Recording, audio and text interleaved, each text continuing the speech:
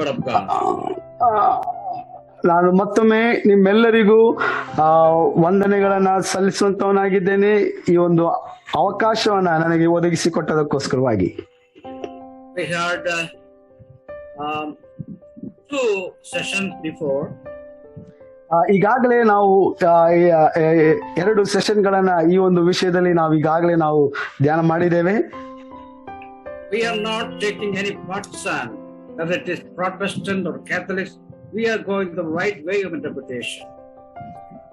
ನಾವು ಯಾವುದೇ ಒಂದು ಪ್ರತ್ಯೇಕವಾದ ಒಂದು ಪಂಗಡಕ್ಕೆ ಅಥವಾ ಸಭೆಯ ಆ ಒಂದು ಪಂಗಡಕ್ಕೆ ನಾವು ಹೋಲಿಸುವಂತ ಬೋಧನೆಗಳಿಗೆ ನಾವು ನಿಲುವನ್ನ ತೆಗೆದುಕೊಂಡು ಹೋಗ್ತಾ ಇಲ್ಲ. ಪ್ರೊಟೆಸ್ಟೆಂಟ್ ಆಗಿರ್ಬೋದು ಅಥವಾ ಕೆಥಲಿಕ್ ಆಗಿರ್ಬೋದು, ಈ ರೀತಿಯಾದಂತ ಸಭೆಯ ಪಂಗಡಗಳಿಗೆ ನಾವು ಹೋಲಿಕೆ ಮಾಡ್ತಾ ಇಲ್ಲ. ಆದರೆ ನಾವು ದೇವರ ವಾಕ್ಯವನ್ನ ಸರಿಯಾಗಿ ನೇರವಾಗಿ ಅದನ್ನ ವಿಭಾಗಿಸುವುದಕ್ಕೆ ನಾವು ಪ್ರಯತ್ನಿಸ್ತಾ ಇದ್ದೇವೆ.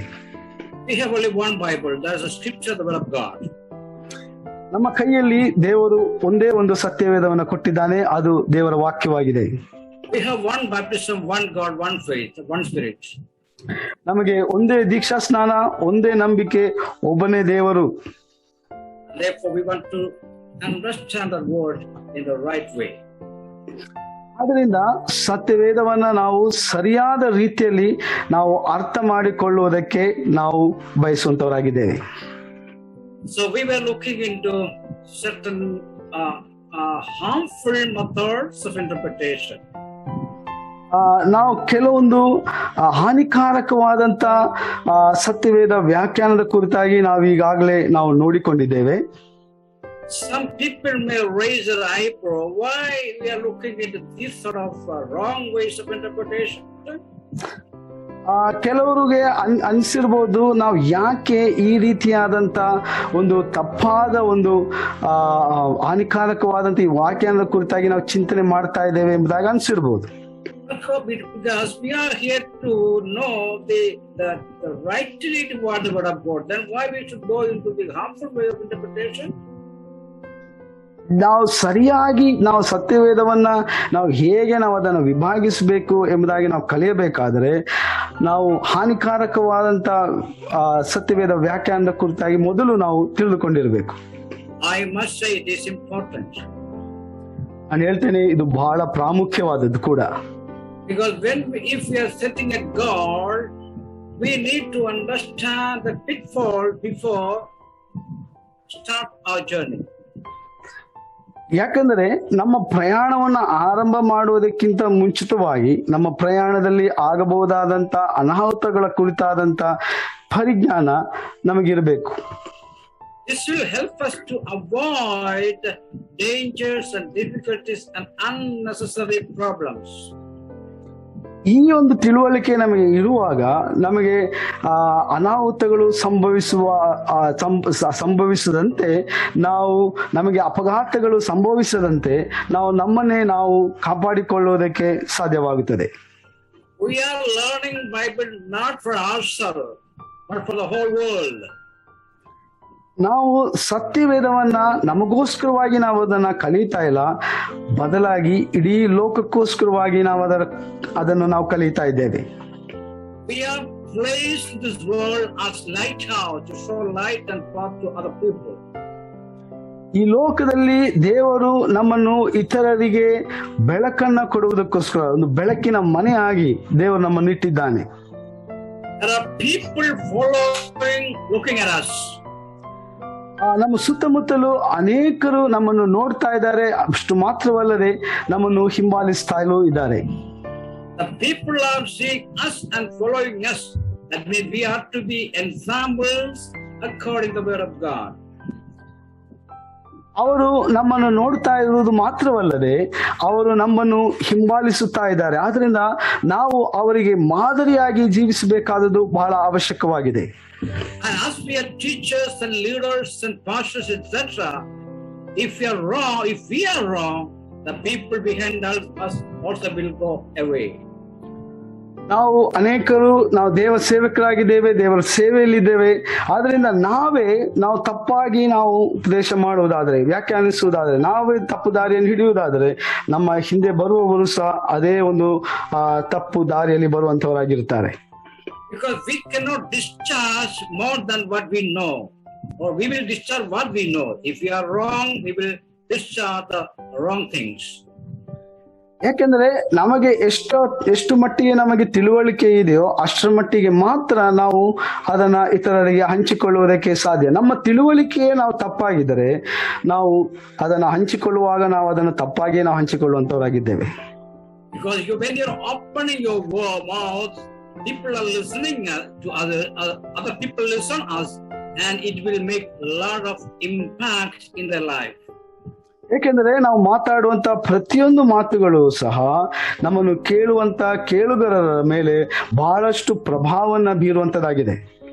See, in this world there are fake currencies and good currencies. ನಮಗೆ ಗೊತ್ತಿದೆ ಈ ಲೋಕದಲ್ಲಿ ಖೋಟಾ ನೋಟುಗಳು ಸಹ ಇದೆ, ಅದೇ ರೀತಿಯಾಗಿ ಸರಿಯಾದ ನೋಟುಗಳು ಸಹ ಇದೆ. I think when you are exchanging a note in the market, I think you will look in the note whether right or wrong.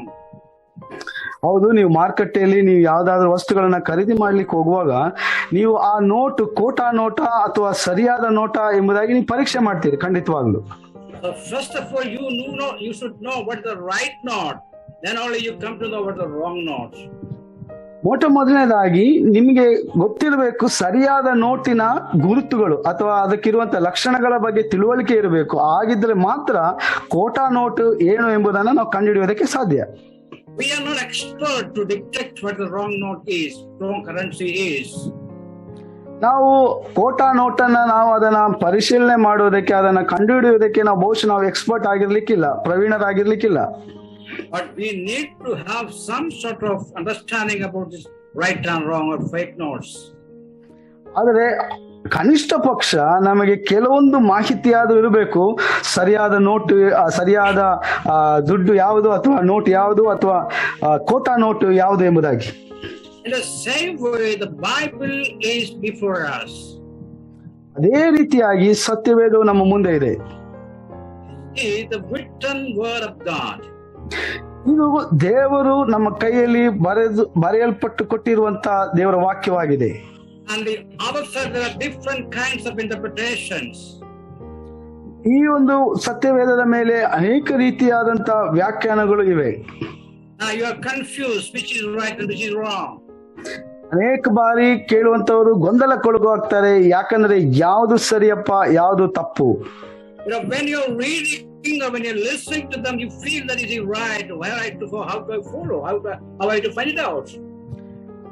ಮಾಡುವಾಗ ಬೋಧನೆ ಮಾಡುವಾಗ ನಿಮ್ಗೆ ಅನ್ನಿಸ್ತದೆ, ಇದು ಸರಿಯಾಗಿದೆಯಾ ಅಥವಾ ಇದು ತಪ್ಪಾಗಿದೆಯಾ, ನಾನು ಇದನ್ನು ಅನುಸರಿಸಬಹುದಾ ಇಲ್ಲವಾ ಎಂಬಂತ ಅನೇಕ ಪ್ರಶ್ನೆಗಳು ಅಥವಾ ಗೊಂದಲಗಳು ಮೂಡಿ ಬರಬಹುದು.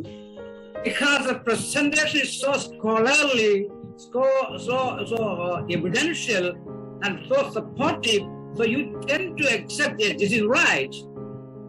ಯಾಕಂದ್ರೆ ಪ್ರಸಂಗ ಮಾಡುವಾಗ ಅಥವಾ ಬೋಧನೆ ಮಾಡುವಾಗ ಅವರು ಬಹಳ ಚಾಣಕ್ಯದಿಂದ ಅಥವಾ ಬಹಳಷ್ಟು ವಿದ್ವಾಂಸರಾಗಿ ಅವರು ಆ ಒಂದು ವಿಷಯದ ಮೇಲೆ ಪಂಡಿತರಾಗಿ ಅವರು ಬೋಧನೆ ಮಾಡುವಾಗ ಇದು ಸರಿಯಾಗಿರ್ಬೋದು, ಇವರು ಹೇಳೋದು ನಿಜವಾಗ್ಲೂ ಸರಿ ಎಂಬುದಾಗಿ ನಮಗೆ ಅನೇಕ ಬಾರಿ ಅನಿಸ್ಬಿಡ್ತದೆ.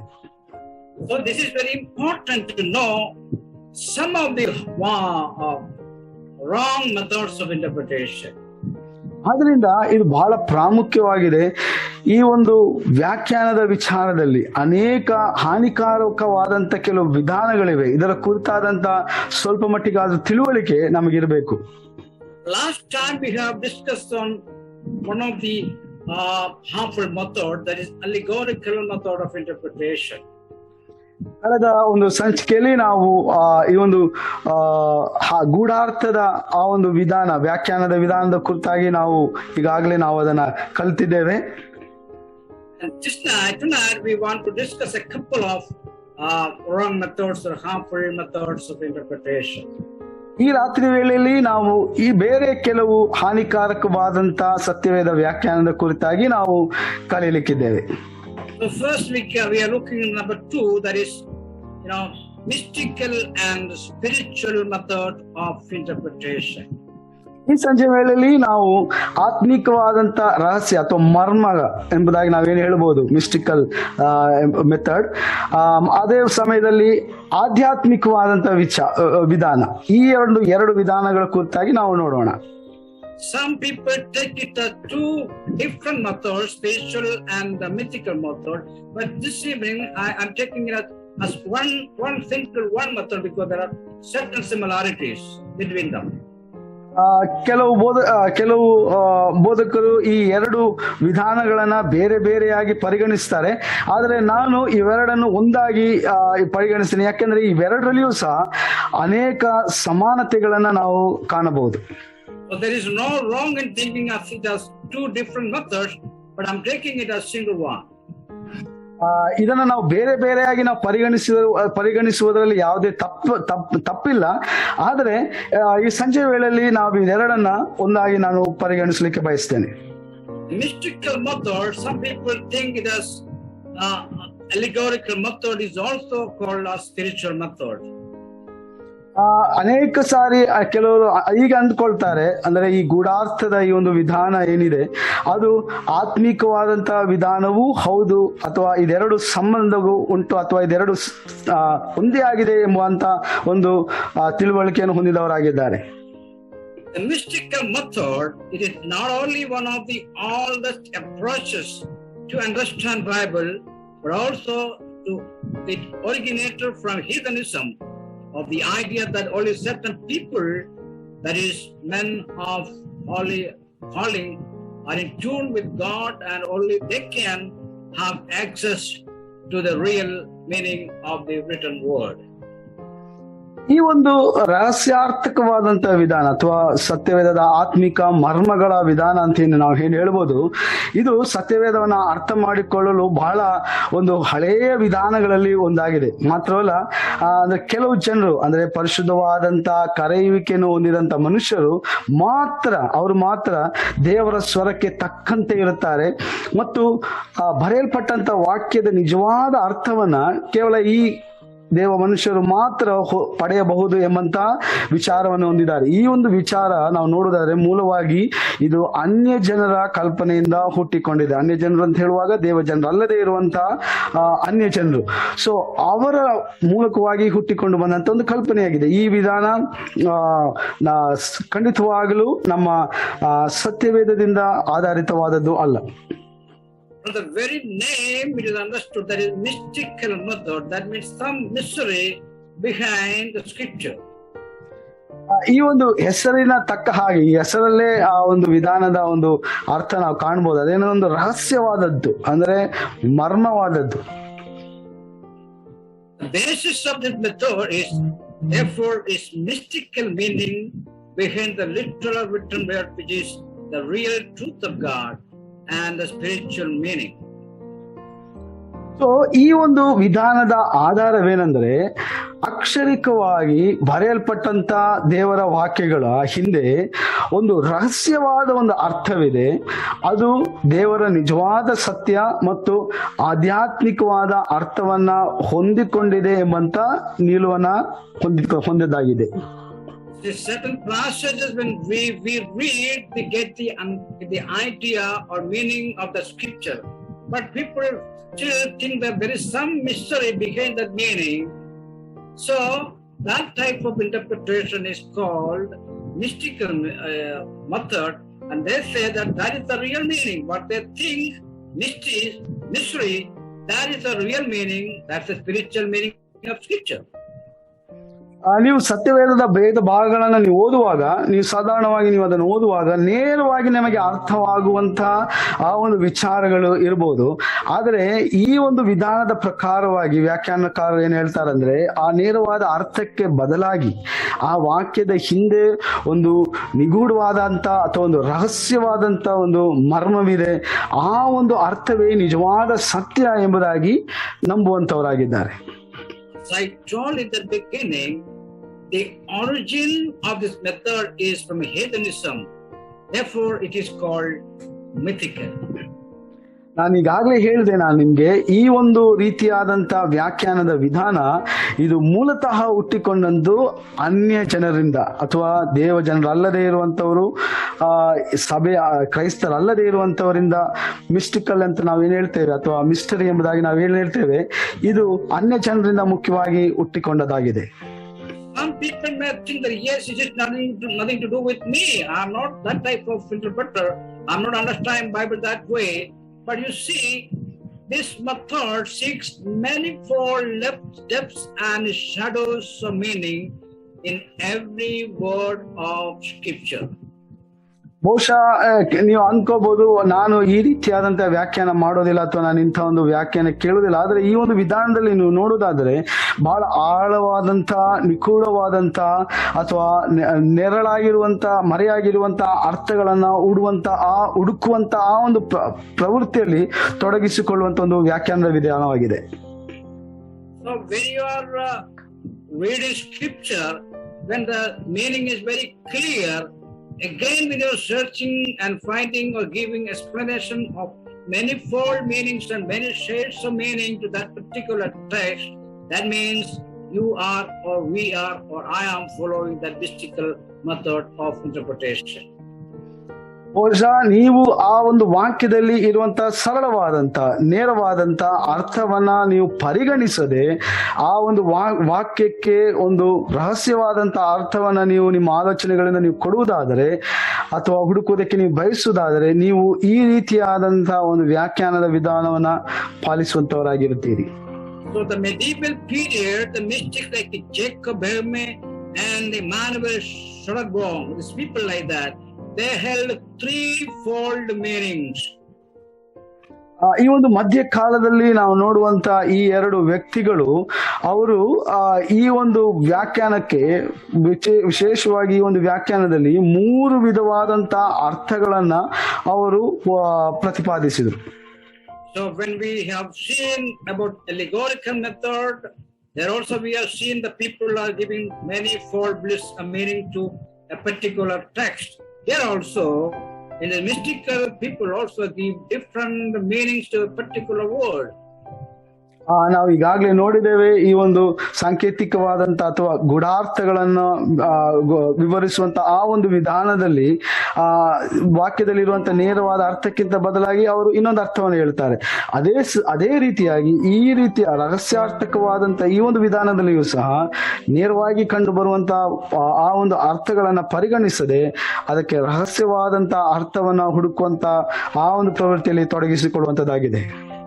In this medieval period, people like that, those people said that Bible has Scripture has a natural or literal meaning, then a spiritual meaning, then a celestial meaning. ಈ ಒಂದು ಮಧ್ಯಕಾಲದಲ್ಲಿ ನಾವು ನೋಡುವಾಗ ಇತಿಹಾಸದಲ್ಲಿ ಅವರು ಡಾಸ್ ಎಂಬಂತ ಈ ಒಂದು ವಿದ್ವಾಂಸರು, ಪಂಡಿತರು, ಅವರು ಸತ್ಯವೇದಕ್ಕೆ ಅನೇಕ ರೀತಿಯಾದಂತ ಈ ಒಂದು ವಿವರಣೆಗಳನ್ನ ಅರ್ಥಗಳಲ್ಲಿ ನಾವು ನೋಡುವಂತ ಈ ಒಂದು ರಹಸ್ಯಾರ್ಥಕವಾದಂತ ಈ ಒಂದು ವ್ಯಾಖ್ಯಾನದಲ್ಲಿ ಅವರು ಕೊಡ್ತಾ ಹೋದರು. There's a problem when we give such kind of interpretation. ಈ ರೀತಿಯಾಗಿ ನಾವು ಸತ್ಯವೇದವನ್ನ ನಾವು ವ್ಯಾಖ್ಯಾನಿಸುವಾಗ ಇದರಲ್ಲಿ ಅನೇಕ ತೊಂದರೆಗಳನ್ನ ನಾವು ಕಾಣುತ್ತೇವೆ. It leads people to believe that the written word of God or written word of Bible is inferior to and even dangerous and unaccepted, which must be discarded. ಈ ರೀತಿಯಾದಂತ ವ್ಯಾಖ್ಯಾನವನ್ನ ನಾವು ಮಾಡುವಾಗ ಇದರಲ್ಲಿ ಅನೇಕ ತೊಂದರೆಗಳನ್ನ ನಾವು ಎದುರಿಸುವಂತವರಾಗಿದ್ದೇವೆ. ಅದರಲ್ಲಿ ಮುಖ್ಯವಾಗಿ ಈಗ ಮೊದಲನೇದಾಗಿ ನಾವು ನೋಡ್ತೇವೆ, ಸತ್ಯವೇದದಲ್ಲಿ ಬರೆಯಲ್ಪಟ್ಟಂತ ವಾಕ್ಯವು ಬಹಳ ಕೆಳಮಟ್ಟದಾಗಿದೆ ಮತ್ತು ಅಪಾಯಕಾರಿಯಾಗಿದೆ ಎಂಬಂತ ಆ ಒಂದು ತಪ್ಪಾದ ಒಂದು ಅನುಭವಕ್ಕೆ ನಮ್ಮನ್ನ ತಳ್ಳಿಬಿಡುವಂತದ್ದಾಗಿದೆ. ಮಾತ್ರವಲ್ಲ, ಸತ್ಯವೇದದಲ್ಲಿ ಬರುವಂತಹ ಒಂದು ನೇರವಾದಂತ ಅರ್ಥಗಳನ್ನ ನಾವು ಸ್ವೀಕರಿಸಬಾರದು, ಅದನ್ನ ತಿರಸ್ಕರಿಸಬೇಕು ಎಂದು ಜನರನ್ನ ನಂಬುವಂತೆ ಇದು ಮಾಡುವಂತದ್ದಾಗಿದೆ. These are not unqualified people, they're highly scholarly people. ಈ ರೀತಿಯಾದಂತ ವ್ಯಾಖ್ಯಾನವನ್ನ ಮಾಡುವಂತವರು ಗಮನವಿಡಬೇಕು, ಅವರು ಸಾಧಾರಣವಾದಂತವರಲ್ಲ, ಅವರು ಬಹಳಷ್ಟು ಪರಿಣಿತರು ಮತ್ತು ವೇದಗಳಲ್ಲಿ ಬಹಳ ಅಭ್ಯಾಸವನ್ನ ಮಾಡಿಕೊಂಡಂತವರಾಗಿರ್ತಾರೆ.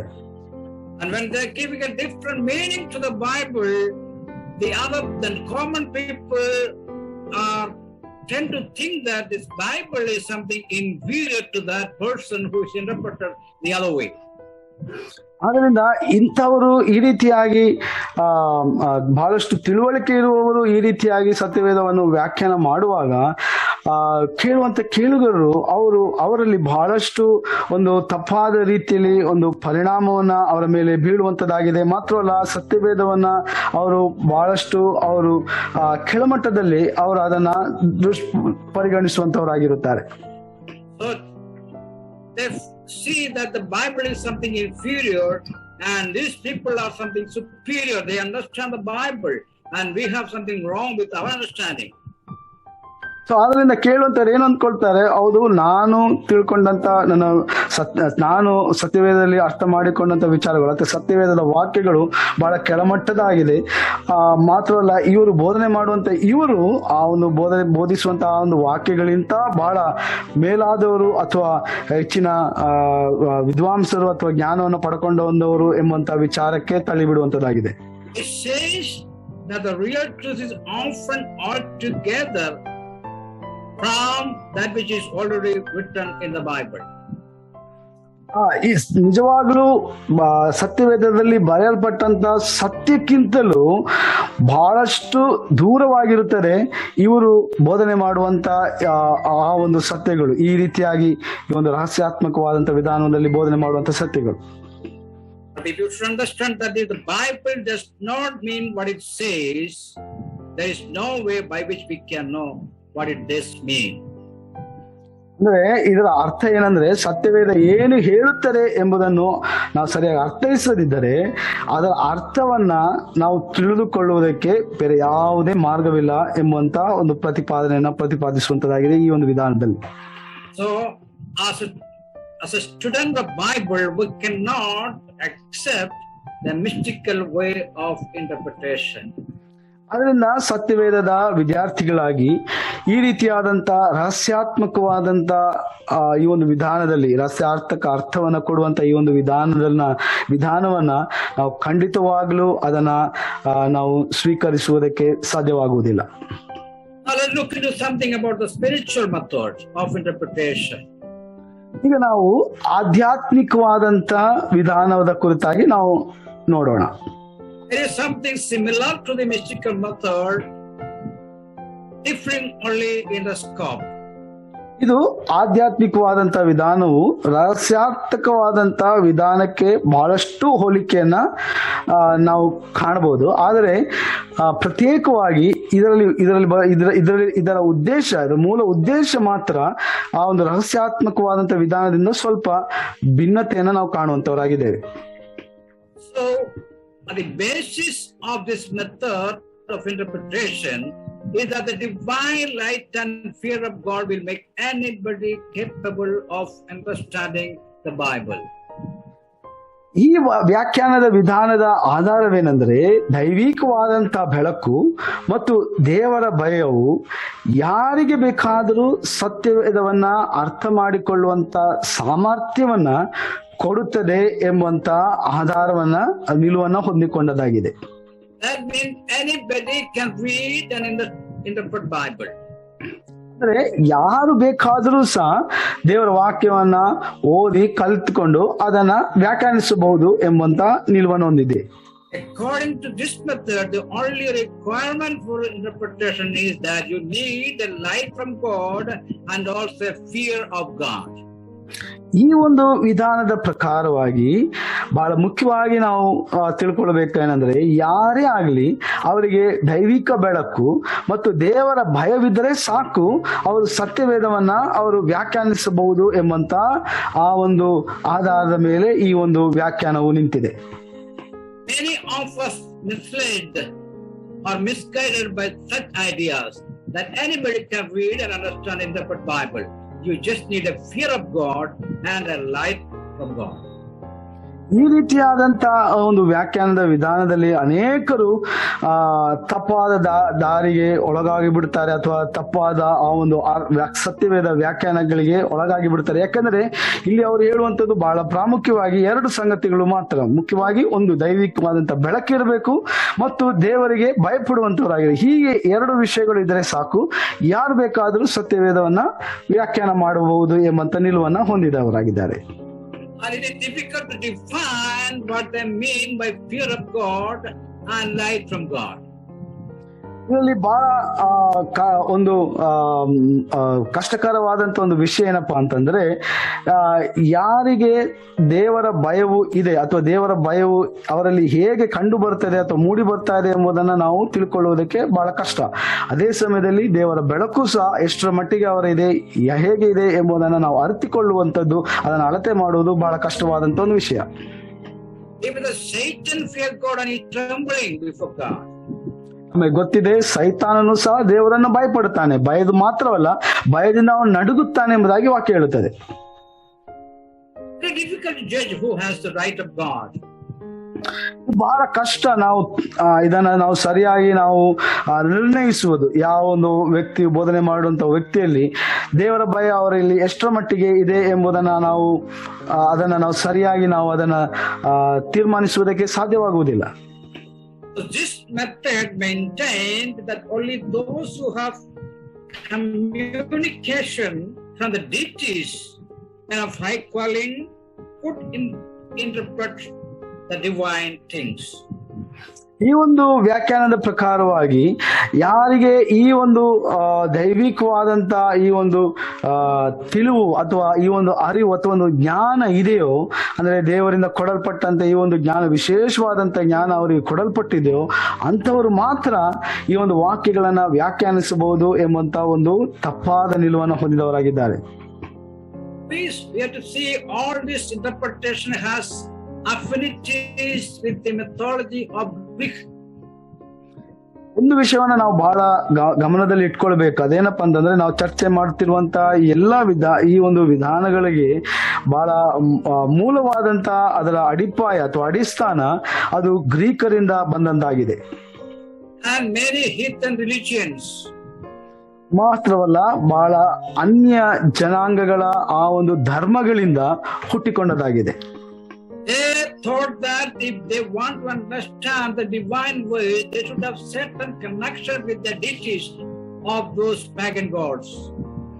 ಗೊತ್ತಿದೆ, ಈ ಒಂದು ಅನ್ಯ ದೇವತೆಗಳನ್ನು ಆರಾಧಿಸುವಂತ ಪೂಜಿಸುವಂತವರು ಅಥವಾ ಆ ಒಂದು ಧಾರ್ಮಿಕವಾದಂತ ಆ ಒಂದು ಚಟುವಟಿಕೆಗಳಲ್ಲಿ ತೊಡಗಿಕೊಂಡವರ ವಿಚಾರ ಹೇಗಿತ್ತಪ್ಪ ಅಂತಂದ್ರೆ, ಈ ರೀತಿಯಾದಂತ ಆ ಒಂದು ಧರ್ಮಗಳ ವ್ಯಾಖ್ಯಾನವನ್ನ ಅವರು ಮಾಡಬೇಕಾಗಿದ್ರೆ ಅವರಿಗೆ ಆ ಒಂದು ದೈವಿಕವಾದಂತ ವಿಶೇಷವಾದಂತ ಆ ಒಂದು ದೇವತೆಗಳ ಆ ಒಂದು ಸಹಾಯ ಅಥವಾ ಅವರ ಕೊಡುಗೆಯಿಂದ ಮಾತ್ರವೇ ಅವರಿಂದ ಈ ವ್ಯಾಖ್ಯಾನಗಳನ್ನು ಮಾಡಲು ಸಾಧ್ಯ ಎಂಬಂತ ಆ ಒಂದು ನಿಲುವನ್ನ ಹೊಂದಿದವರಾಗಿದ್ದರು. ಇದು ಖಂಡಿತವಾಗಿಯೂ ಸತ್ಯವೇದದ ಒಂದು ವಿಧಾನವಲ್ಲ. This is not a Christian way. ಇದು ಖಂಡಿತವಾಗಲೂ ಕ್ರೈಸ್ತರ ಆ ಒಂದು ವಿಧಾನವು ಅಲ್ಲವೇ ಅಲ್ಲ. It's a hidden way of interpretation. ಇದು ಬಹಳ ನಿಗೂಢವಾದಂತ ಒಂದು ಮರ್ಮವಾದಂತ ಒಂದು ವ್ಯಾಖ್ಯಾನದ ವಿಧಾನವಾಗಿದೆ. And the church gradually adopted this heathenism. ಸಭೆಯು ನಿಧಾನವಾಗಿ ಸ್ವಲ್ಪವಾಗಿ ಕ್ರಮೇಣವಾಗಿ ಈ ರೀತಿಯಾದಂತ ವ್ಯಾಖ್ಯಾನವನ್ನ ಅಳವಡಿಸಿಕೊಳ್ಳುವುದಕ್ಕೆ ಪ್ರಾರಂಭಿಸಿತು. And today even this method of interpretation exists in the churches. ದುರದೃಷ್ಟವಶಾತ್ ಈ ರೀತಿಯಾದಂತ ಒಂದು ವ್ಯಾಖ್ಯಾನಗಳು ಇವತ್ತು ನಾವು ಸಭೆಗಳಲ್ಲಿಯೂ ಸಹ ನಾವು ಕಂಡು ಬರುತ್ತದೆ. Today's refined version of this mystical way or spiritual way of interpretation is that Bible is to be miraculously interpreted by called and divinely called by qualified people for the task. ಇವತ್ತು ನಾವು ನೋಡುವಂತ ಈ ಒಂದು ಕಾಲಘಟ್ಟದಲ್ಲಿ ಈ ರೀತಿಯಾದಂತ ರಹಸ್ಯಾತ್ಮಕವಾದಂತ ಈ ಒಂದು ವ್ಯಾಖ್ಯಾನವನ್ನ ಮಾಡುವಂತವ್ರು ಏನ್ ಹೇಳ್ತಾರಪ್ಪ ಅಂತಂದ್ರೆ, ಸತ್ಯವೇದವನ್ನು ನಾವು ಸುಮ್ಮನೆ ಸಾಧಾರಣವಾಗಿ ಅದನ್ನ ನಾವು ವ್ಯಾಖ್ಯಾನಿಸಬಹುದು. ಯಾಕಂದ್ರೆ ಸತ್ಯವೇದ ಒಂದು ಅದ್ಭುತವಾದಂತ ಒಂದು ಪುಸ್ತಕವಾಗಿದೆ. ಆದ್ರಿಂದ ಈ ಒಂದು ವಾಕ್ಯಗಳಿಗೂ ಸಹ ಬಹಳ ಅದ್ಭುತವಾದಂತ ಅರ್ಥಗಳನ್ನ, ಅದು ಮರ್ಮವಾದಂತ ಅರ್ಥಗಳನ್ನ ಕೊಟ್ಟುಕೊಂಡು ಅದನ್ನ ವ್ಯಾಖ್ಯಾನಿಸಬೇಕು ಎಂಬಂತ ನಿಲುವನ್ನು ಹೊಂದಿಕೊಂಡು ವ್ಯಾಖ್ಯಾನಿಸುವಂತವರಾಗಿದ್ದಾರೆ. Because the people that they are taking scripture as a Pandora box, opening as a big thing. ಯಾಕಂದ್ರೆ ಅವರು ಸತ್ಯವೇದದಲ್ಲಿ ಸತ್ಯವೇದವನ್ನ ಒಂದು ಅದ್ಭುತವಾದಂತ ಒಂದು ಪೆಟ್ಟಿಗೆಯಾಗಿ ಅದನ್ನು ನೋಡಿ ಅದರಲ್ಲಿ ಬಹಳ ಅದ್ಭುತವಾದಂತ ವಿಷಯಗಳು ಅದರಲ್ಲಿ ನಾವು ಕಂಡು ಬರುವುದನ್ನು ನೋಡಿ ಅದರ ಅರ್ಥಗಳನ್ನು ಸಹ ಅದೇ ರೀತಿಯಾಗಿ ಅದನ್ನ ಹುಡುಕುವುದಕ್ಕೆ ಪ್ರಯತ್ನ ಮಾಡ್ತಾ ಇದ್ದಾರೆ. See, the scripture is written for we the people. ನಮಗೆ ಗೊತ್ತಿದೆ ಸತ್ಯವೇದವು ಜನರಿಗೋಸ್ಕರ, ಸಾಮಾನ್ಯ ಜನರಿಗೋಸ್ಕರವಾಗಿ ಬರೆಯಲ್ಪಟ್ಟದಾಗಿದೆ. It is written to read as understand by common man. ಇದನ್ನ ಸಾಮಾನ್ಯವಾದ ಜನರು ಓದುವುದಕ್ಕೆ ಮತ್ತು ಅದನ್ನು ಅರ್ಥೈಸಿಕೊಳ್ಳುವುದಕ್ಕೆ ಬರೆಯಲ್ಪಟ್ಟದಾಗಿದೆ. And it is plainly written in plain languages. ಇದನ್ನು ಸರಳವಾದಂತ ನೇರವಾದಂತ ಸರಳ ಭಾಷೆಯಲ್ಲಿ ಅದನ್ನು ಬರೆದುಕೊಡಲ್ಪಟ್ಟದಾಗಿದೆ. But there are difficult portions, the passages in the Bible, in the scripture. ಆದರೆ ಅದೇ ಸಮಯದಲ್ಲಿ ಸತ್ಯವೇದದಲ್ಲಿ ಬಹಳ ಕಠಿಣವಾದಂತ ವಿಚಾರಗಳು ಇದೆ ಮತ್ತು ಸತ್ಯವೇದ ಭಾಗಗಳು ಇವೆ. So it needs interpretation in certain areas. ಅದರಿಂದ ಕೆಲವೊಂದು ವಿಭಾಗಗಳನ್ನ ನಾವು ಓದುವಾಗ ಅದನ್ನು ಸರಿಯಾಗಿ ನಾವು ವ್ಯಾಖ್ಯಾನಿಸುವಂತ ಅಗತ್ಯತೆ ಇದೆ. But it is not particularly set apart for a class of people to read and understand and interpret the Bible. ಆದರೆ ತಪ್ಪು ತಿಳ್ಕೊಬೇಡಿ, ಈ ಒಂದು ಸತ್ಯವೇದವನ್ನ ಕೇವಲ ಪ್ರತ್ಯೇಕವಾದಂತ ಒಂದು ಗುಂಪಿಗೆ ಅಥವಾ ಒಂದು ಪಂಗಡಕ್ಕೆ ಅಥವಾ ಒಂದು ವಿದ್ವಾಂಸರಿಗೆ ಮಾತ್ರ ಇದು ಮೀಸಲಾದದ್ದು ಎಂಬಂತ ವಿಚಾರವನ್ನ ನಾವು ಖಂಡಿತವಾಗ್ಲೂ ಹೊಂದಿಕೊಳ್ಳಬಾರದು. And this sort of interpretation or thinking, this in effect keeps common man or common mass away from the scripture. ಈ ರೀತಿಯಾದಂತ ನಿಲುವನ್ನ ಹೊಂದಿಕೊಳ್ಳುವಂತ ಸಾಮಾನ್ಯ ಜನರು ಏನ್ ಮಾಡ್ಬಿಡ್ತಾರೆ ಅಂದ್ರೆ ಅವರು ಸತ್ಯವೇದವನ್ನ ಓದುವಂತದಾಗ್ಲಿ ಅದನ್ನ ಅಭ್ಯಾಸ ಮಾಡುವಂತದಾಗ್ಲಿ ಈ ಒಂದು ವಿಚಾರಗಳಿಂದ ಅವರು ಬಹಳ ದೂರ ಬಿದ್ದು ಬಿಡ್ತಾರೆ. It leaves us to depend on them only, which means Bible is of no value for us. ಇದರ ನಿಮಿತ್ತವಾಗಿ ಏನಾಗ್ತದೆ ಅಂದ್ರೆ ನಾವು ಯಾವಾಗಲೂ ನಮಗೆ ಇನ್ನೊಬ್ಬರು ಬೋಧನೆ ಮಾಡಬೇಕು ಅಥವಾ ಇನ್ನೊಬ್ಬರು ನಮಗೆ ಅರ್ಥವನ್ನ ತಿಳಿಸ್ಕೊಳ್ಬೇಕು ಎಂಬುದಾಗಿ ನಾವು ಅವರ ಮೇಲೆ ಅವಲಂಬಿಸಿಕೊಳ್ಳುವುದಕ್ಕೆ ಇದು ಒಂದು ತಪ್ಪಾದ ಒಂದು ಪ್ರೋತ್ಸಾಹವನ್ನ ನೀಡುವಂತದ್ದಾಗಿರುತ್ತದೆ. Spiritual method B, we see that they give importance to the meaning of a word in the Bible, what they claim to have revealed to them by God, than the simple meaning of the proclaimed word of God. ಆದ್ದರಿಂದ ದೇವರು ತಿಳಿಯಪಡಿಸಿದಂತ ವಾಕ್ಯದ ಸರಳ ಅರ್ಥಕ್ಕಿಂತ ದೇವರಿಂದಲೇ ಅವರಿಗೆ ನೇರವಾಗಿ ಪ್ರಕಟಿಸಲಾಗಿದೆ ಎಂದು ಅವರು ಹೇಳಿಕೊಂಡು ಬೈಬಲ್ನಲ್ಲಿರುವ ಪದದ ಅರ್ಥಕ್ಕೆ ಅವರು ಪ್ರಾಮುಖ್ಯತೆಯನ್ನ ಅವರು ನೀಡುವುದಿಲ್ಲ. And the Bible does a word and the meaning is clear. ಸತ್ಯವೇದದಲ್ಲಿ ನಮಗೆ ನೇರವಾಗಿ ವಾಕ್ಯದ ಅರ್ಥವನ್ನ ತಿಳಿದುಕೊಳ್ಳುವುದಕ್ಕೆ ಸಾಧ್ಯ. ಆ ಅರ್ಥವು ನಮಗೆ ಈಗಾಗಲೇ ಪ್ರಕಟವಾಗಿದೆ. The proclaimed word of God and the meaning is obvious. ಇದು ದೇವರಿಂದ ಪ್ರಕಟಿಸಲ್ಪಟ್ಟಂತ ಒಂದು ವಾಕ್ಯವಾದ ಕಾರಣ ಆ ಒಂದು ವಾಕ್ಯದ ಅರ್ಥವೂ ಸಹ ನಮಗೆ ನೇರವಾಗಿ ಅರ್ಥ ಮಾಡಿಕೊಳ್ಳುವುದಕ್ಕೆ ನಮಗೆ ಸಾಧ್ಯವಾಗಿದೆ. Some people claim or boast that is not the meaning because God has revealed me this is the right meaning. ಆದ್ರೆ ಕೆಲವರು ಏನ್ ಹೇಳ್ತಾರಂದ್ರೆ ಅದು ಹಾಗೆ ಅಲ್ಲ, ನೇರವಾಗಿ ಅರ್ಥ ಮಾಡಿಕೊಳ್ಳುವಂತ ವಿಚಾರವಲ್ಲ, ದೇವರು ನನಗೆ ಪ್ರತ್ಯೇಕವಾಗಿ ಈ ವಾಕ್ಯದ ಬಹಳ ಒಂದು ಆಳವಾದಂತ ಮರ್ಮವನ್ನ ತಿಳಿಸಿದ್ದಾನೆ ಎಂಬುದಾಗಿ ಹೇಳಿಕೊಂಡು ಅವರು ಅದಕ್ಕೆ ಇನ್ನೊಂದು ಅವರದೇ ಆದಂತ ಒಂದು ವ್ಯಾಖ್ಯಾನವನ್ನ ಕೊಡುತ್ತಾರೆ. See, such a revealed meaning is always entirely different from that of the word of God spoken.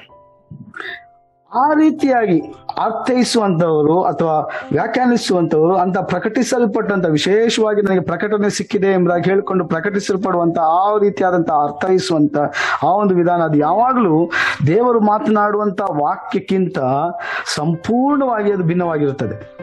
I put the word revealed meaning in quotation. This is not the right time to explain what is revelation, but I put in quotation has a special meaning. ನಾನು ಪ್ರಕಟಿಸಲ್ಪಟ್ಟಂತ ಅರ್ಥ ಎಂಬುದನ್ನು ನಾನು mark ಮಾಡಿ ಕೊಟ್ಟಿದ್ದೇನೆ, quotation ಮಾಡಿ ಕೊಟ್ಟಿದ್ದೇನೆ. ಈ ಒಂದು ಸಮಯದಲ್ಲಿ ಪ್ರಕಟಣೆಯ ಕುರಿತಾದಂತ ಆ ಒಂದು ಪದಕ್ಕಿರುವಂತ ಬೇರೆ ಬೇರೆ ಅರ್ಥಗಳನ್ನ ಹೇಳುವುದಕ್ಕೆ ಸಮಯವಿಲ್ಲ. ಆದರೆ ಈ ವಿಚಾರವನ್ನ ಮಾತ್ರ ನಾನು ನಿಮ್ಮ ಗಮನಕ್ಕೋಸ್ಕರವಾಗಿ ನಾನಿಲ್ಲಿ ಅದನ್ನ ಕೋಟ್ ಮಾಡಿದ್ದೇನೆ. We should see that those who adopt the allegorical method of interpretation, they at least follow certain rule of language. ಗೂಢಾರ್ಥದ ವಿಧಾನವನ್ನು ಅಳವಡಿಸಿಕೊಳ್ಳುವವರು ಕನಿಷ್ಠ ಪಕ್ಷ ಕೆಲವೊಂದು ಭಾಷೆಯಲ್ಲಿರುವಂತಹ ನಿಯಮಗಳನ್ನ ಅವರು ಅನುಸರಿಸುತ್ತಾರೆ. But for the spiritual method or mystical method, they have no rule whatsoever.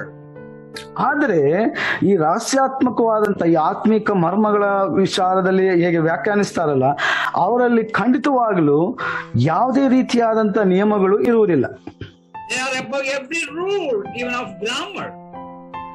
ಅವರು even ವ್ಯಾಕರಣದಲ್ಲಿ ನಾವು ಕಂಡು ಬರುವಂತ ಎಲ್ಲಾ ಆ ಒಂದು ವಿಧಾನಗಳನ್ನು ಸಹ ಅವರು ತಿರಸ್ಕರಿಸಿ ಅವರ ಅರ್ಥೈಸುವಿಕೆ ಎಲ್ಲಕ್ಕಿಂತಲೂ ಮೇಲಾಗಿರುವುದನ್ನ ನಾವು ನೋಡ್ತೇವೆ.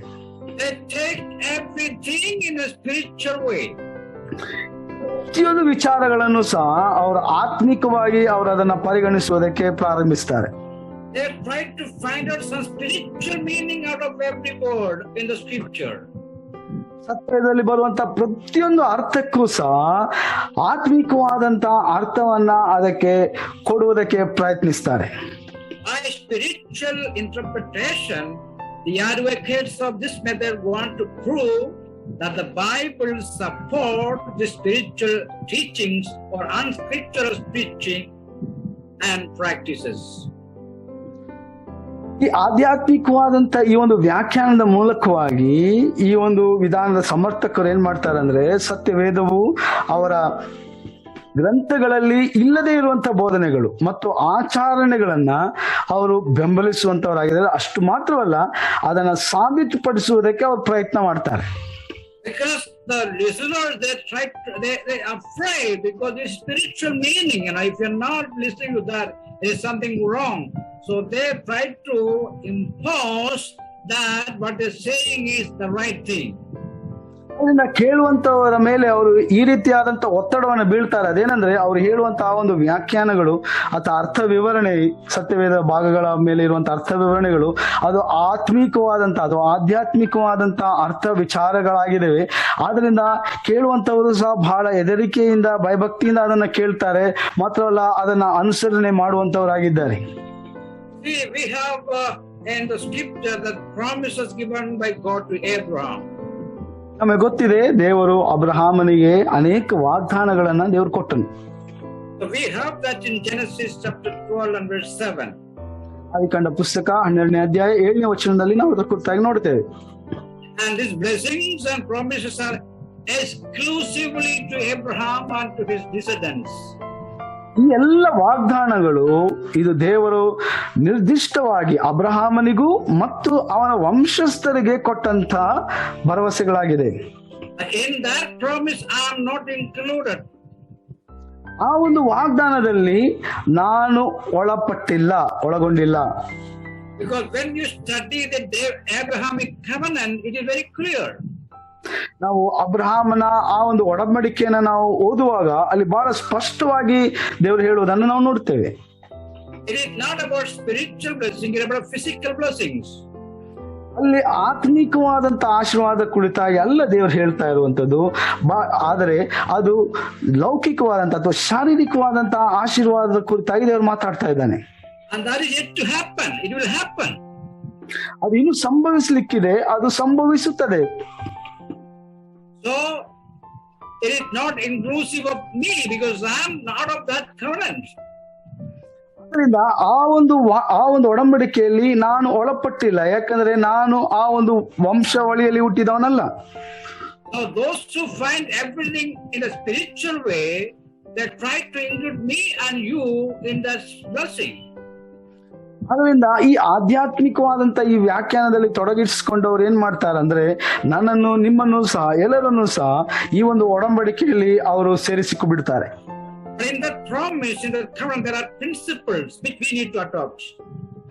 ಆದರೆ ಆ ಒಂದು ವಾಗ್ದಾನದಲ್ಲಿ ಕೆಲವೊಂದು ಸಿದ್ಧಾಂತಗಳಿವೆ. ಆ ಒಂದು ಸಿದ್ಧಾಂತಗಳನ್ನ ಖಂಡಿತವಾಗಲೂ ನಾವು ನಮ್ಮ ಜೀವಿತದಲ್ಲಿ ಅದನ್ನ ಅಳವಡಿಸಿಕೊಳ್ಳಬೇಕು.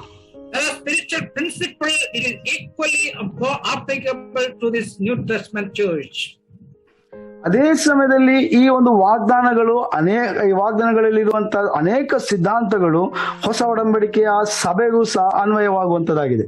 So don't confuse with the principles of the Bible and the covenant. ಅದರಿಂದ ದಯಮಾಡಿ ಸತ್ಯವೇದದಲ್ಲಿರುವಂತಹ ಈ ಒಂದು ವಾಗ್ದಾನಗಳು ಮತ್ತು ಆ ವಾಗ್ದಾನದಲ್ಲಿ ಅಡಕವಾಗಿರುವಂತಹ ಸಿದ್ಧಾಂತಗಳನ್ನು ನೀವು ಅದನ್ನ ಗೊಂದಲಕ್ಕೆ ಒಳಗಡಿಸಿಕೊಳ್ಳಬೇಡಿ. Some of us try to confuse with these principles and Old Testament blessings. ಆಮೇಲೆ ಅನೇಕರು ಈ ಒಂದು ವಿಚಾರಗಳಲ್ಲಿ ನಾವು ಗೊಂದಲವನ್ನ ಹೊಂದಿದವರಾಗಿದ್ದೇವೆ. ಹಳೆ ಒಡಂಬಡಿಕೆಯ ಆ ಒಂದು ವಾಗ್ದಾನಗಳು ಮಾತ್ರವಲ್ಲದೆ ಅದರಲ್ಲಿರುವಂತಹ ಸಿದ್ಧಾಂತಗಳು. The New Testament believers are not under the Mosaic law. ಹೊಸ ಒಡಂಬಡಿಕೆಯ ವಿಶ್ವಾಸಿಗಳು ಖಂಡಿತವಾಗಿಯೂ ಮೋಶೆಯ ಧರ್ಮಶಾಸ್ತ್ರದ ಕೆಳಗೆ ಬರುವುದಿಲ್ಲ. We have that in Romans 6:14 and Leviticus 19:19. ಇದರ ಕುರಿತಾಗಿ ನಾವು ರೋಮಪುರದ ಪತ್ರಿಕೆ 6ನೇ ಅಧ್ಯಾಯ 14ನೇ ವಚನದಲ್ಲಿ ನೋಡ್ತೇವೆ. ಮಾತ್ರವಲ್ಲ ಯಾಜಕಾಂಡದ 19:19 ನಾವು ಅದನ್ನು ನೋಡ್ತೇವೆ. So don't spiritualize which is not to be spiritualized. ಅದರಿಂದ ದಯವಿಟ್ಟು ಎಲ್ಲ ವಿಚಾರಗಳನ್ನು ಸಹ ನಾವು ಆಧ್ಯಾತ್ಮಿಕವಾದಂತಹ ಆ ಒಂದು ದೃಷ್ಟಿಕೋನದಲ್ಲಿ ನಾವು ನೋಡಬಾರದು. So the mystical and spiritual method, they don't observe any hermeneutical rules. Everyone becomes a law of interpreter unto himself. ಆದ್ದರಿಂದ ಈ ಒಂದು ವಿಧಾನದಲ್ಲಿ ಅವರು ಯಾವುದೇ ರೀತಿಯಾದಂತಹ ಸತ್ಯವೇದದ ವ್ಯಾಖ್ಯಾನದ ನಿಯಮಗಳಿಗೆ ಅವರು ಬದ್ಧರಾಗುವುದಿಲ್ಲ. ಅವ್ರೇನ್ ಮಾಡ್ತಾರೆ ಅಂದ್ರೆ ಪ್ರತಿಯೊಬ್ಬರು ಸ್ವತಃ ವ್ಯಾಖ್ಯಾನಕಾರರ ಆ ಒಂದು ನಿಯಮವಾಗಿ ಬದಲಾವಣೆ ಆಗ್ತಾರೆ. So we must be careful that ಅದರಿಂದ ನಾವು ಬಹಳ ಎಚ್ಚರಿಕೆಯಿಂದ ಇರಬೇಕು. Number one, the Holy Spirit is the author of Bible. ಪವಿತ್ರಾತ್ಮನಾದ ದೇವರು ಸತ್ಯವೇದದ ಮೂಲ ಗ್ರಂಥಕರ್ತರಾಗಿದ್ದಾರೆ. And we have to keep that in always mind. ಇದನ್ನ ನಾವು ಯಾವಾಗಲೂ ನಮ್ಮ ಮನಸ್ಸಿನಲ್ಲಿ ಇಟ್ಟುಕೊಳ್ಳಬೇಕಾದಂತ ಒಂದು ವಿಷಯ. We also have to take care that God can use a word in the Bible in a unique way. The unique way means in a standard use of the day. ಅದೇ ಸಮಯದಲ್ಲಿ ನಾವು ತಿಳ್ಕೊಂಡಿರ್ಬೇಕು ಅದೇನಪ್ಪಾ ಅಂತಂದ್ರೆ ದೇವರು ಸತ್ಯವೇದದಲ್ಲಿ ಬರುವಂತಹ ವಾಕ್ಯಗಳನ್ನ ವಚನಗಳನ್ನ ಒಂದು ಅಪೂರ್ವವಾದಂತ ಒಂದು ರೀತಿಯಲ್ಲಿ ಆತನು ಬಳಸಬಹುದು. ಅರ್ಥವಾಗಿದೆ. Therefore, the word of God's word are to be understood according to the unique Bible usage. ಅದರಿಂದ ದೇವರ ವಾಕ್ಯದ ವಚನಗಳನ್ನ ಒಂದು ಅಪೂರ್ವವಾದಂತಹ ಒಂದು ಸತ್ಯವೇದದ ಉಪಯೋಗಕ್ಕನುಸಾರವಾಗಿ ನಾವು ಅದನ್ನ ಅರ್ಥ ಮಾಡಿಕೊಳ್ಳಬೇಕಾಗಿದೆ. So we need to take that the Bible should be understood literally wherever possible. ಅದರಿಂದ ಸಾಧ್ಯವಾಗಿರುವಾಗಲೆಲ್ಲ ನಾವು ಸತ್ಯವೇದವನ್ನ ಅಕ್ಷರಾರ್ಥವಾಗಿ ನಾವು ಅದನ್ನ ಅರ್ಥ ಮಾಡಿಕೊಳ್ಳಬೇಕು. So this is a harmful method interpretation, either it is mystical or spiritual method. ಅದರಿಂದ ಈ ಎರಡು ವಿಧಾನಗಳು ಅದು ಬಹಳ ಹಾನಿಕಾರಕವಾದಂತಹ ಒಂದು ವಿಧಾನಗಳಾಗಿದೆ. ರಹಸ್ಯಾರ್ಥಕವಾದಂತಹ ಒಂದು ವಿಧಾನ ಅಥವಾ ಆಧ್ಯಾತ್ಮಿಕವಾದಂತಹ ಒಂದು ವ್ಯಾಖ್ಯಾನದ ವಿಧಾನ. And we move on to another method of interpretation which is very harmful. ಇನ್ನೊಂದು ಬಹಳ ಹಾನಿಕಾರಕವಾದಂತಹ ಸತ್ಯವೇದ ವಾಕ್ಯವನ್ನು ನಾವು ನೋಡಿಕೊಳ್ಳೋಣ. It is hierarchical method of interpretation. ಇದು ಕ್ರಮಾನುಗತವಾದಂತಹ ಒಂದು ವಿಧಾನ. It is of course differs from the mystical or mythical method of interpretation. ಖಂಡಿತವಾಗಲೂ ಈ ಒಂದು ವಿಧಾನವು ರಹಸ್ಯಾರ್ಥಕ ಅಥವಾ ಪೌರಾಣಿಕವಾದಂತಹ ವಿಧಾನದಿಂದ ಬಹಳ ಭಿನ್ನವಾಗಿದೆ. This hierarchical method or the ecclesiastical method of interpretation affirms that the Bible, the church, is the true exponent of the interpretation, since the church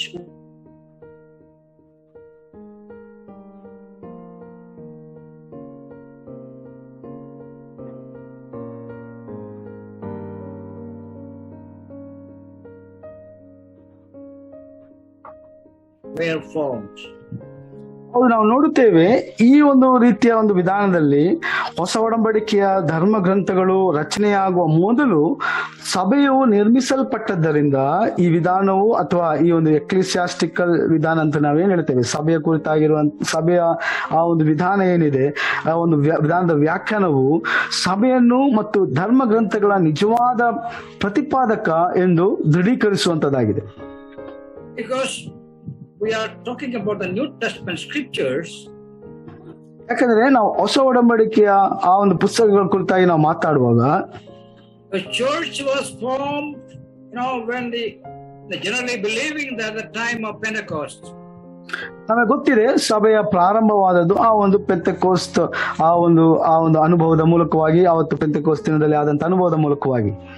The general consensus is that Mark is the first epistle. Gospel. ಅದೇ ಸಮಯದಲ್ಲಿ ಸಾಧಾರಣವಾಗಿ ಪಂಡಿತರು ಪರಿಗಣಿಸುವುದೇನೆಂದ್ರೆ ಮಾರ್ಕನ ಸುವಾರ್ತೆ ಮೊಟ್ಟ ಮೊದಲನೆಯ ಸುವಾರ್ತೆಯಾಗಿದೆ ಎಂಬುದಾಗಿ. It goes to something some AD 50 or 55 like that. ಅದು ಕ್ರಿಸ್ತ ಶಕ 50ನೇ ಶತಮಾನ ಅಥವಾ 55ನೇ ಶತಮಾನ ಆ ಒಂದು ಕಾಲಘಟ್ಟದಲ್ಲಿ ನಾವು ಅದನ್ನ ಬರೆಯಲ್ಪಟ್ಟದೆಂಬುದಾಗಿ ನಾವು ನಂಬುತ್ತೇವೆ. So that is the first scripture. If you consider in that way, then there was church before the scripture was formed, that the New Testament scriptures were formed. ಮೊಟ್ಟ ಮೊದಲನೆಯ ಆ ಒಂದು ಸತ್ಯ ಹೊಸ ಒಡಂಬಡಿಕೆ ಪುಸ್ತಕ ಎಂಬುದಾಗಿ ನಾವು ಪರಿಗಣಿಸುವುದಾದರೆ ಆ ಕ್ರಿಸ್ತ ಶತಕ 50ಕ್ಕಿಂತಲೂ ಮುಂಚೆ ಸಭೆಯು ಪ್ರಾರಂಭವಾಗಿತ್ತು ಅಥವಾ ಸಭೆ ಇತ್ತು ಎಂಬುದನ್ನು ನಾವು ತಿಳ್ಕೊಳ್ಳುತ್ತೇವೆ. And the last book of New Testament is the book of Revelation, written in the end time of the first century, that is something 96, around that period. ಅದೇ ಸಮಯದಲ್ಲಿ ಸತ್ಯವೇದದ ಕೊನೆ ಪುಸ್ತಕವಾಗಿರುವಂತಹ ಆ ಪ್ರಕಟಣೆ ಪುಸ್ತಕವು ಅದು ಹೆಚ್ಚು ಕಡಿಮೆ ಸರಿಸುಮಾರು ಈ ಒಂದು ಕ್ರಿಸ್ತ ಶಕ 85ನೇ ಇಸ್ವಿ ಅಥವಾ 90ರ ಆ ಒಂದು ಕಾಲಘಟ್ಟದಲ್ಲಿ ಬರೆಯಲ್ಪಟ್ಟದೆಂಬುದಾಗಿ ನಂಬುತ್ತಾರೆ. There may be something, people may differ from that, but the point is that church was before the scripture was formed.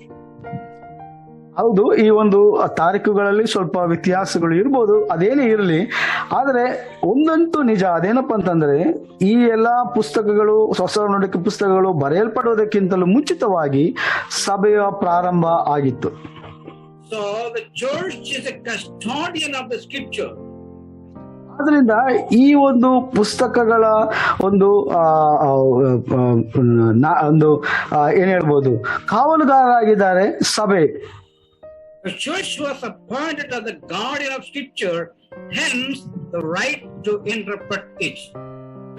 ಅದರಿಂದ ಸಭೆಯು ಈ ಒಂದು ಗ್ರಂಥಕರ್ತಗಳ ರಕ್ಷಕನಾಗಿದ್ದಾರೆ ಅಥವಾ ಅದನ್ನ ಕಾಪಾಡುವಂತವರಾಗಿದ್ದಾರೆ. ಆದ್ದರಿಂದ ಸಭೆಗೆ ಆ ಒಂದು ಗ್ರಂಥಗಳನ್ನ ಅರ್ಥೈಸುವಂತ ಹಕ್ಕು ಕೊಡಲ್ಪಟ್ಟಿದೆ.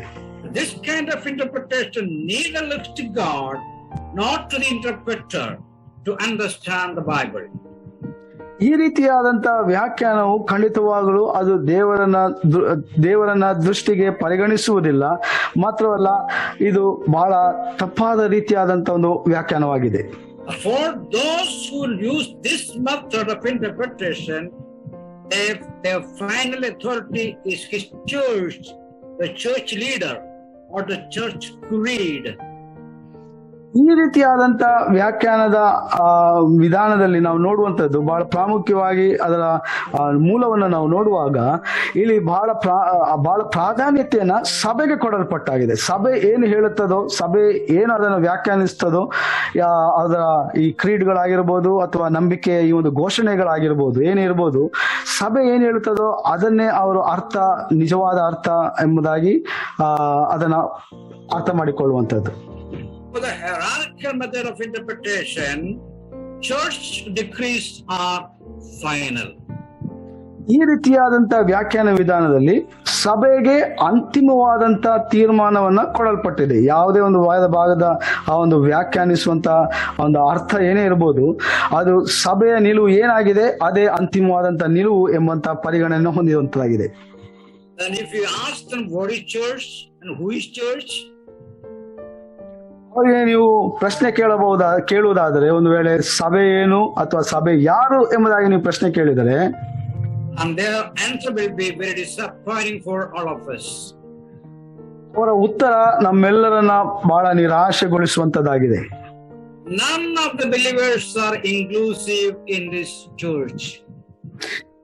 ಅವರ ಆ ಒಂದು ದೃಷ್ಟಿಕೋನದಲ್ಲಿ, ಸಭೆಯ ಆ ಒಂದು ದೃಷ್ಟಿಕೋನದಲ್ಲಿ ಹೇಗಿದೆ ಅಂದರೆ, ಆ ಒಂದು ಸಭೆಯಲ್ಲಿ ಖಂಡಿತವಾಗಲು ಯಾವ ವಿಶ್ವಾಸಿಗಳನ್ನು ಸಹ ಅವರು ಲೆಕ್ಕಕ್ಕೆ ತೆಗೆದುಕೊಳ್ಳುವುದಿಲ್ಲ. The church for them is only a certain group of people, certain class of people. ಅವರ ಪ್ರಕಾರವಾಗಿ ಸಭೆ ಅಂದರೆ ಕೇವಲ ಬಹಳ ಪ್ರಾಮುಖ್ಯವಾದಂತಹ ಅಥವಾ ಪಂಡಿತರಾಗಿರ್ಬೋದು, ಪುರೋಹಿತರಾಗಿರ್ಬೋದು, ಈ ರೀತಿಯಾಗಿ ಪ್ರತ್ಯೇಕವಾದಂತಹ ಒಂದು ಗುಂಪು ಅಥವಾ ಪಂಗಡ ಮಾತ್ರ ಅದು ಸಭೆಯಲ್ಲಿರುವಂತಹ ಸಭಿಕರಿಗೆ ಖಂಡಿತವಾಗಲು ಪರಿಗಣನೆಗೆ ತೆಗೆದುಕೊಳ್ಳುವುದಿಲ್ಲ. The church is confined only to the priest and priesthood. ಅವರ ಪ್ರಕಾರವಾಗಿ ಸಭೆ ಎಂಬುವಂಥದ್ದು ಕೇವಲ ಪುರೋಹಿತರು ಮತ್ತು ಆ ಪುರೋಹಿತರ ವಂಶದಲ್ಲಿ ಬರುವಂತವರು. So if there is something to be explained in the scripture, they will sit together and find out the meaning. ಸತ್ಯವೇದದಿಂದ ಏನಾದರೂ ಅವರು ಅರ್ಥೈಸುವಂತ ವ್ಯಾಖ್ಯಾನವನ್ನ ಮಾಡಬೇಕಾದ್ರೆ ಅವರು ಒಟ್ಟಾಗಿ, ಈ ಪುರೋಹಿತರು ಒಟ್ಟಾಗಿ ಕೂತ್ಕೊಂಡು ಅವರು ತೀರ್ಮಾನ ಮಾಡ್ತಾರೆ ಅಂತಿಮವಾದಂತ ಅರ್ಥ ಏನಾಗಿದೆ ಎಂಬುದಾಗಿ. The so-called layman or the common people have no way in coming to understand or divide the scripture, the word of God. ಸಾಮಾನ್ಯ ಜನರು ಅಥವಾ ಸಭೆಯಲ್ಲಿ ಅಂಗಗಳಾಗಿರುವಂತಹ ವಿಶ್ವಾಸಿಗಳಿಗೆ ಯಾವುದೇ ರೀತಿಯಾದಂತಹ ಒಂದು ಹೇಳಿಕೆಯನ್ನ ಅಥವಾ ಅವರ ವಿಚಾರಗಳನ್ನ ಹೇಳುವುದಕ್ಕೆ ಅಲ್ಲಿ ಅವಕಾಶ ಅವರು ಕೊಡುವುದಿಲ್ಲ. Because you are an outsider as far as the Bible interpretation is concerned. ಈ ಒಂದು ರೀತಿಯಾದಂತಹ ವ್ಯಾಖ್ಯಾನದಲ್ಲಿ ಕೇವಲ ಒಂದು ಗುಂಪಿನವರು ಮಾತ್ರ ಅದನ್ನ ಅರ್ಥೈಸುವುದಕ್ಕೆ, ಹೇಳುವುದಕ್ಕೆ ಅವಕಾಶವನ್ನ ಕೊಡಲಾಗುವಂತದ್ದಾಗಿದೆ. According to them, the church means the priest, the bishop, the archbishop, the pope, and the council. ಈ ವಿಧಾನವನ್ನ ಬಳಸುವವರು ಅಂತಿಮ ಅಧಿಕಾರವನ್ನ ಅವರು ಸಭೆಯ ಪುರೋಹಿತರು ಮತ್ತು ಬಿಷಪ್ ಆಗಿರ್ಬೋದು, ಆರ್ಚ್ ಬಿಷಪ್ ಆಗಿರ್ಬೋದು, ಪೋಪ್ ಆಗಿರ್ಬೋದು, ಕೌನ್ಸಿಲ್ ಆಗಿರ್ಬೋದು, ಅವರಿಗೆ ಮಾತ್ರ ಆ ಒಂದು ಅಧಿಕಾರವನ್ನ ಕೊಡುವಂತದ್ದಾಗಿದೆ. In the local church, the Bible will be interpreted by the parish priests. ಈ ಒಂದು ಸಭೆಯಲ್ಲಿ ಅವರು ಆ ಒಂದು ಲೋಕಲ್ ಅಥವಾ ಆ ಒಂದು ಸ್ಥಳದಲ್ಲಿ ಇರುವಂತಹ ಸಭೆಯಲ್ಲಿ ಇರುವಂತಹ ಪ್ಯಾರಿಶ್ ನಲ್ಲಿ ಇರುವಂತಹ ಮುಖ್ಯವಾದಂತಹ ಬೋಧಕರು ಅಥವಾ ಅದನ್ನು ನಡೆಸುವಂತಹ ಪಾದ್ರಿಗಳೇನಿದ್ದಾರೆ ಅವರು ಮಾತ್ರ ಆ ಒಂದು ಸತ್ಯವೇದವನ್ನ ವ್ಯಾಖ್ಯಾನಿಸುವುದಕ್ಕೆ ಅವಕಾಶ. According to that parish priest interpretation is the final. ಆ ಒಂದು ಸಭೆಯಲ್ಲಿ, ಆ ಒಂದು ವಠಾರದಲ್ಲಿ ಇರುವಂತಹ ಒಂದು ಸಭೆಯಲ್ಲಿ ಅಲ್ಲಿ ಸೇವೆ ಮಾಡುವಂತಹ ಆ ಒಂದು ಬಿಷಪ್ ರವರಾಗಿರ್ಬೋದು ಅಥವಾ ಪಾದ್ರಿಗಳಾಗಿರ್ಬೋದು, ಅವರಿಗೆ ಮಾತ್ರ ಆ ಒಂದು ಸತ್ಯವೇದವಾದ ಅರ್ಥವನ್ನ ಅರ್ಥೈಸುವುದಕ್ಕೆ ಅಧಿಕಾರವಿದೆ. And if there is any query, then we refer to a higher up tribunal. ಆ ಒಂದು ಸಭೆಯ ವಿಶ್ವಾಸಿಗಳಿಗೆ ಬಹುಶಃ ಏನಾದರೂ ಅವರಿಗೆ ಭಿನ್ನಾಭಿಪ್ರಾಯಗಳು ಇದ್ದಲ್ಲಿ ಅಥವಾ ಪ್ರಶ್ನೆಗಳು ಇದ್ದಲ್ಲಿ ಅವರು ಅದನ್ನ ಆ ಒಂದು ಸಭೆಯ ಮೇಲ್ವಿಚಾರಕರಲ್ಲಿ ಅವರು ಅದನ್ನ ಕೇಳಿಕೊಳ್ಳುವಂತವರಾಗಿದ್ದಾರೆ. ಸಾಮಾನ್ಯ ಅಲ್ಲಿ ಬರುವಂತಹ ಒಂದು ಸಭೆಯ ಸಭಿಕರಿಗೆ ಅರ್ಥೈಸುವುದಕ್ಕೆ ಯಾವುದೇ ರೀತಿಯಾದಂತಹ ಅವಕಾಶಗಳು ಇರುವುದಿಲ್ಲ.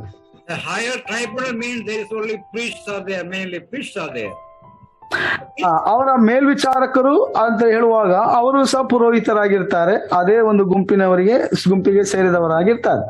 And if there is any dispute about that, it will go to the bishop of the Holy See. ಇನ್ನು ಅವರಲ್ಲಿಯೂ ಸಹ ಇನ್ನೇನಾದರೂ ತರ್ಕಗಳು, ವಾದ ವಿವಾದಗಳು ಇದ್ದರೆ ಅವರಿಗಿಂತ ಮೇಲೆ ಇರುವಂತಹ ಕೌನ್ಸಿಲ್ ಅಥವಾ ಅವರ ಆ ಒಂದು ಗುಂಪಿನ ಆ ಒಂದು ಬಿಷಪ್ ರವರ ಆ ಒಂದು ಕೌನ್ಸಿಲ್ಗೆ ಅದು ಮತ್ತೆ ಕೊಡಲಾಗ್ತದೆ ವಿಚಾರ ಮಾಡುವುದಕ್ಕೆ. And again, if there is any conflict or any different opinion, that will be placed before the council of the archbishop. ಅಲ್ಲಿಯೂ ಸಹ ಇನ್ನೇನಾದ್ರೂ ಅಸಮಾಧಾನಗಳು ಉಂಟಾಗಿದ್ದಾರೆ ಅಥವಾ ವಿವಾದಗಳಿದ್ದರೆ ಅದನ್ನ ಮತ್ತೆ ಕೌನ್ಸಿಲ್ ಆ ಒಂದು ಆರ್ಚ್ ಬಿಷಪ್ ನ ಆ ಒಂದು ಕೌನ್ಸಿಲ್ಗೆ ಅದನ್ನ ಪರಿಗಣಿಸುವುದಕ್ಕೆ ಅದು ಕೊಡ್ತಾರೆ. group of priesthood. ಅದು ಸಹ ನಾವು ನೋಡುತ್ತೇವೆ, ಅಲ್ಲಿ ಪ್ರತ್ಯೇಕವಾಗಿ ಆರಿಸಲ್ಪಟ್ಟಂತಹ ಪುರೋಹಿತರು ಮಾತ್ರ ಇರುವಂತದ್ದು ಆ ಗುಂಪಿನಲ್ಲಿಯೂ ಸಹ. And still if there is problem, any difference between the bishops and archbishops, things like that, it will go to the pope. ಮತ್ತೆ ಅಲ್ಲಿಯೂ ಸಹ ಆರ್ಚ್ ಬಿಷಪ್ ಮತ್ತು ಬಿಷಪ್ರ ನಡುವೆ ತರ್ಕಗಳು ವಿವಾದಗಳು ಉಂಟಾದಲ್ಲಿ ಅದನ್ನ ಮತ್ತೆ ಅವರು ಪೋಪ್ನವರ ಬಳಿಗೆ ಅದನ್ನ ಪರಿಗಣಿಸುವುದಕ್ಕೆ ಕೊಡ್ತಾರೆ. Of course, Pope commits no mistakes. ಹೌದು, ನಮ್ಗೆ ಎಲ್ಲರಿಗೂ ಗೊತ್ತಿರುವಂತದ್ದು ಪೋಪ್ನವರು ಖಂಡಿತವಾಗಿಯೂ ತಪ್ಪಾಗಿ ಅವರು ತೀರ್ಪು ಕೊಡುವುದಿಲ್ಲ. He is infallible. ಅವರು ಯಾವತ್ತೂ ತಪ್ಪಾಗುವುದಕ್ಕೆ ಸಾಧ್ಯವಿಲ್ಲ. So, the believer has no right to understand or interpret the Bible according to this method of interpretation. ಈ ರೀತಿಯಾದಂತಹ ವ್ಯಾಖ್ಯಾನದ ವಿಧಾನದಲ್ಲಿ ಒಬ್ಬ ದೇವ ಮಗುವಿಗೆ ಅಥವಾ ವಿಶ್ವಾಸಿಗೆ ಸತ್ಯವೇದವನ್ನ ಅವನು ಅರ್ಥ ಮಾಡಿಕೊಳ್ಳುವುದಕ್ಕೆ ಯಾವುದೇ ರೀತಿಯಾದಂತಹ ಅವಕಾಶಗಳು ಇರುವುದಿಲ್ಲ. So this method is called hierarchical method. ಈ ವಿಧಾನಕ್ಕೆ ನಾವು ಕ್ರಮಾನುಕ್ರಮದ ಒಂದು ವಿಧಾನ ಎಂಬುದಾಗಿ ನಾವು ಹೇಳಬಹುದು. It is confined to certain people only, certain class of people, that is priesthood. ಈ ಒಂದು ವಿಧಾನ ಕೇವಲ ಒಂದು ಪ್ರತ್ಯೇಕವಾದಂತ ನಿರ್ದಿಷ್ಟವಾದಂತ ಪುರೋಹಿತರ ಅಥವಾ ಈ ಒಂದು ಪಾದಗಳ ಆ ಒಂದು ಗುಂಪಿಗೆ ಮಾತ್ರ ಮೀಸಲಾದದ್ದು. So we have seen almost 3 methods of harmful interpretation. ಅದರಿಂದ ಈಗಾಗಲೇ ನಾವು 3 ವಿಧವಾದಂತಹ ಹಾನಿಕಾರಕವಾದಂತಹ ಸತ್ಯವೇದ ವ್ಯಾಖ್ಯಾನದ ಕುರಿತಾಗಿ ನಾವು ಇವತ್ತು ಕಲಿತುಕೊಂಡಿದ್ದೇವೆ. And when we are studying or interpreting Bible, we should not accept all these methods of interpretation. ಅದರಿಂದ ಸತ್ಯವೇದವನ್ನು ನಾವು ಓದುವಾಗ ಅಥವಾ ಅದನ್ನು ನಾವು ವ್ಯಾಖ್ಯಾನಿಸುವಾಗ ಈ ರೀತಿಯಾದಂತಹ ವ್ಯಾಖ್ಯಾನದ ವಿಧಾನಗಳನ್ನ ಖಂಡಿತವಾಗ್ಲೂ ನಾವು ಅದನ್ನ ಸ್ವೀಕರಿಸಬಾರದು. Hope that we have learned something tonight. ನಾನು ನಂಬುತ್ತೇನೆ ಖಂಡಿತವಾಗ್ಲೂ ಈ ರಾತ್ರಿ ವೇಳೆಯಲ್ಲಿ ಸ್ವಲ್ಪ ವಿಚಾರಗಳನ್ನ ನಾವು ತಿಳಿದುಕೊಂಡಿದ್ದೇವೆ ಎಂಬುದಾಗಿ. According to our curriculum, we have to discuss 2 more harmful ways of interpretation, maybe God willing in the next session.